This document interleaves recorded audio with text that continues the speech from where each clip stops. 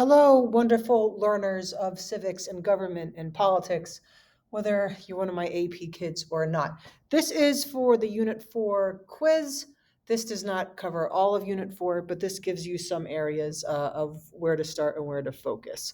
So as you can tell by my awesome writing here, that's not my writing, that is awesome.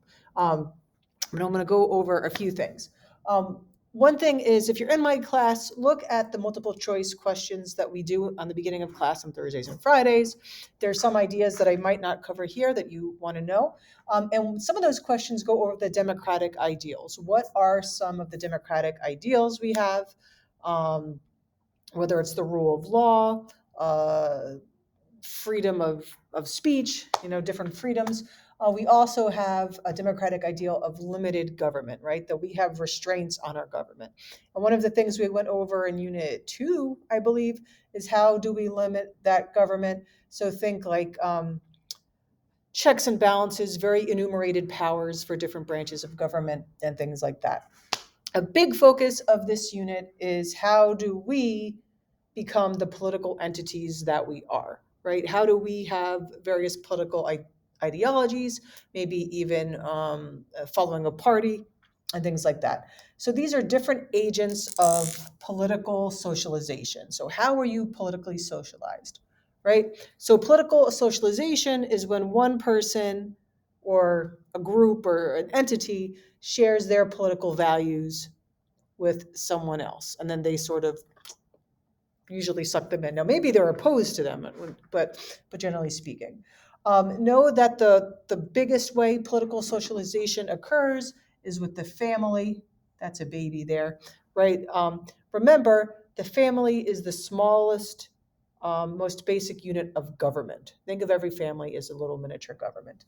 And as you grow up in that family, that's the main source of your political socialization.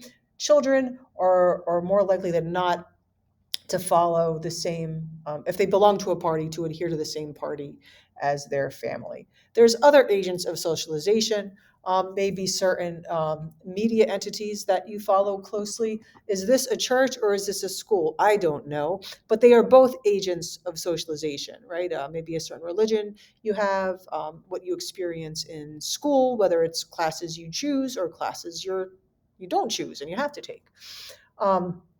Concerning schools, I wanted to loop this in here. How are schools funded? By local governments and by state governments. That's where they get their money.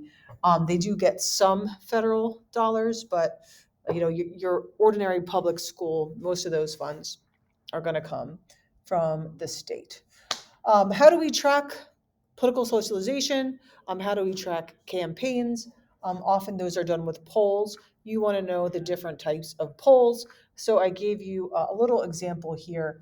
There are, if you can follow this, all right, there's exit polls and there are tracking polls. Those are two types of polls. So tracking polls, see how I have this railroad track here? This is clever, right? These are polls that happen over time. See my clock? And by tracking it over time, hopefully you get a more accurate response. There's a little bit more of the tracking polls, but this is just a good way to help you remember it. A poll that's an exit poll is as you exit a polling place or a voting place, they then poll you. So, hey, who did you just vote for? They have to be a certain distance away from these polls. But that gives a different type of feedback as well. Now, that you can't use that leading up to a campaign, right? You can only use that after a campaign.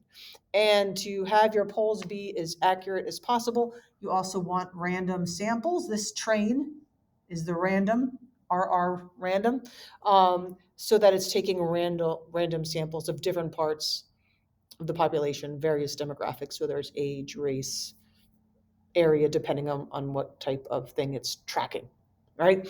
Like I said, I can go on this more in depth if you have questions on this. Also thrown out in this section is the Federal Reserve. If you've been paying any attention to what I do covering C-SPAN in the news, you know what the Fed Reserve is. They were just in the news yesterday, and they said, hey, they don't look like they're going to raise interest rates, but they don't think they're going to lower it maybe in the future. I think Jerome Powell the head of the Federal Reserve, gave that talk. So remember, you might also want to know the difference between fiscal policy and monetary policy. We have a great infographic poster hanging up in our room if you're here. And fiscal policy, think of mostly what the Reserve is dealing with, things like interest rates.